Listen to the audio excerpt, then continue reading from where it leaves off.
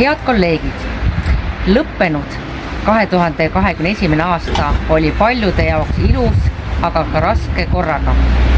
Meie töös oli eelmisel aastal palju väljakutseid, kuid teie kõigi jaoks toetuse ja pühendumisega oleme saavutanud edu peaaegu kõikides oma ettevõtmistes.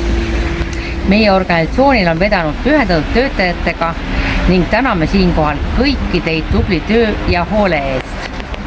Juba traditsiooniliselt teeme viite ka uue alanud aasta osas Hiina horoskoobile, mille järgi toob aasta 2022 suure muutuse, kuna metalli asemele saabub vesi. Vesi on loov, pehme ja ühendav, mis annab lootust, et ühiskonnas tekib rohkem inimlikkust ja soovi hoida kokku. Meile saabub tiigri aasta, millele on omane loovus, julgus, uued suunad ja peale hakkamine.